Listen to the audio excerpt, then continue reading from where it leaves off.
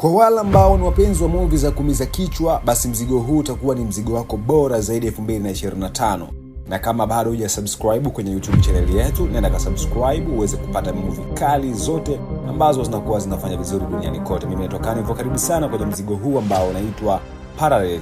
Ni miongoni mwa movie kali sana 2025 na kusisitiza uweze kwenda kuitazama. Ni movie ambayo inahitaji utulivu mkubwa sana ili uweze kuielewa.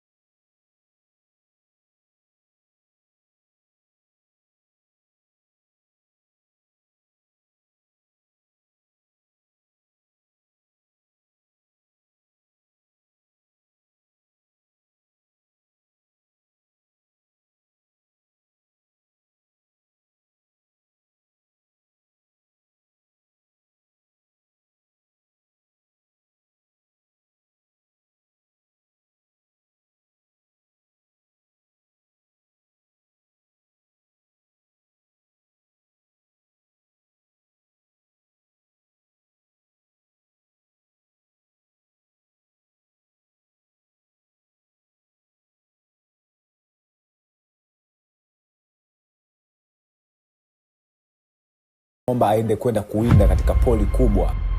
So bidada Vanessa akaamua kuchukua time kwenda kurefresh mind ili aweze kuwa sawa. Na alipokuwa njiani akielekea katika poli hilo, ghafla kuna kitu kikampita. Akajiuliza ni kitu gani hiki ambacho kimempita. Akajaribu kutulia, kubuy time, kuangalia kitu gani ambacho kimetokea ghafla hivi. Mara ghafla anakoswa risasi. Akajificha pale kwenye mti na ili kutazama hivyo akakutana na mtu ambaye anafanana na yeye copyright, kuanzia nywele, koti alovaa, nguo. Akajiuliza huyu ni nani, na katika poli hili mbona niko peke yangu, na huyu ni nani? Na cha ajabu zaidi anafanana na mimi, sio sura, sio nywele, sio koti, sio nguo, sio kiatu, sio kucheka, sio kununa. Akajiuliza bidada Vanessa, huyu atakuwa ni nani ambaye ameamua kuja katika umbile langu? So Vanessa katika situation hiyo akaamua kumchapa risasi bidada yule ambaye anafanana na yeye. Mara ghafla huyo bidada akaamka na kukimbia. So Vanessa haraka akaamua kutoka huko porini na kurudi nyumbani kwake, na akaamua kukaa na mume wake Alex na kuamua kumwambia situation nzima kwamba alipokuwa ametoka alielekea kule kwenda ku buy time, ku refresh mind.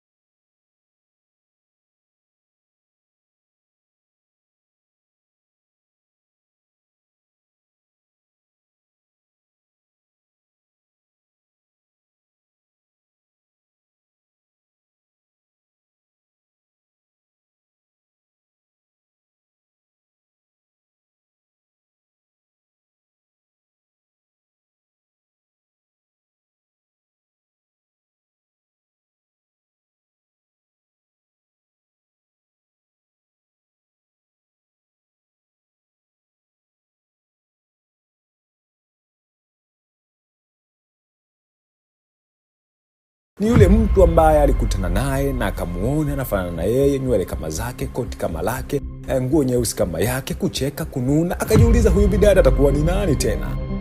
So siku zikaendelea kwenda mbele. Leo kuna shemeji yake ambaye anaitwa Martel akaja kuwatembelea pale nyumbani, wakawa wanapiga vyombo, maisha yakawa yanaendelea na baadhi ya hivyo vitu vingine kadha wa kadha. So huyu jamaa wa kuitwa Martel akawa ameungua na moto pale. So akaamua kwenda ndani kwenda kupata recovery ya mkono baada ya kuwa ameungua na moto. Na huyu bidada naye Vanessa, kulingana na mambo mengi na situation nyingi, akaamua naye kutoka pale kwenda ndani ili aweze kwenda kupumzika na mambo mengine yaweze kwenda kuwa sawa. So wakati anaingia ndani akakutana na Martel akiwa anapiga vyombo pale. Akamwambia, mbona walisema unaingia ndani kufanya recovery ya mkono na mpaka sasa hivi bado hujaurekebisha mkono wako na kupaka dawa? What's happened? Martel akamwambia, okay, ngoja kwanza niende nikatafute hizo dawa then nifanye recovery. Wakati anatoka hivi akamwona tena Martel yule anaingia tena katika mlango mwingine, anatokea nje kule. Akashangaa, Martel nimemaliza kuongea naye sasa hivi hapa, katokea mlango huu hapa akiwa anaelekea kutafuta dawa kwa ajili ya kujirekebisha mkono wake aweze kukava. Sasa huyu Martel anatokea mlango huu wa nje ni nani tena? So hali kwake ikawa ni ngumu sana, na akajaribu kumwambia mume wake kwamba sasa hivi kuna baadhi ya vitu ambavyo sivielewi vinaendelea toka tumekuja hapa. Kitu gani ambacho kikubwa ambacho kinaendelea? Ya mume wake Alex akamwambia, unadhani ni kitu gani ambacho kinaendelea hapa? Kwa sababu kila kitu ambacho kinaendelea hapa ni kweli ndivyo tulivyo sisi, hakuna kitu kibaya ambacho kinaendelea hapa. So bidada Vanessa akamwambia kwamba hapana bwana, leo nimemwona Martel alipokuwa amekuja kurekebisha mkono, nikamkuta anapiga vyombo pia. Nikamwambia mbona tumetoka kupiga vyombo na walisema wanakuja kurekebisha mkono hapa? Na akasema kwamba okay, ngoja niende nikatafute dawa. Akapitia mlango huu, na wakati anaingia mlango huu dakika hizo nikamwona anatokea tena mlango wa nje.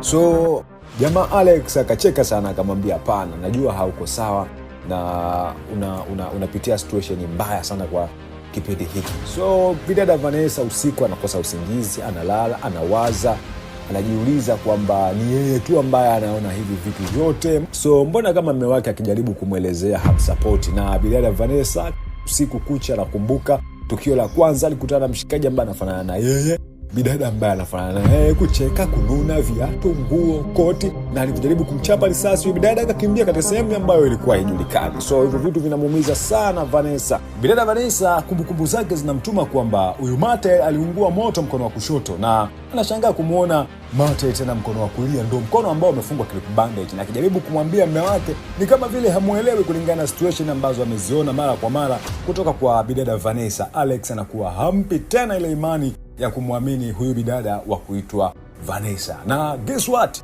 anampiga chupa kichwani na bidada Vanessa anaanguka chini na kupoteza fahamu, na anakuja kuzinduka, anamwambia kwamba huyu Vanessa unayemwona hapo chini aliyefariki ndio Vanessa ambaye namfahamu mimi. Niambie wewe ni Vanessa gani, kwa sababu umekuwa ukiniuliza maswali mengi na mambo mengi ambayo yanakuwa yananichanganya. Ni kama ambavyo nimekuambia kwamba huu mzigo unaitwa Parallel ni miongoni mwa movie kali sana ambazo kama bado hujawahi kuicheki, basi nakupa time, nenda kaitafute tena kwa ajili ya kuitazama. Bonge moja la movie ambalo kwa kweli nimechukua time kuweza kuipitia na kuifanyia review, nikaona ni bonge moja la movie ambalo kama utapata nafasi 2025 naomba iwe movie yako bora kwa kuweza kutulia na kuitazama. Kuna kisa kikubwa sana ndani ya filamu hii, na huyu jamaa ambaye umemuona kampiga chupa Vanessa, huyu jamaa pia na yeye ni mtu ambaye ni kopi. Kuna mtu mwingine ambaye kama yeye anafanana na yeye, na huyo ndio mtu ambaye ni mpenzi wake au mume wake na Vanessa.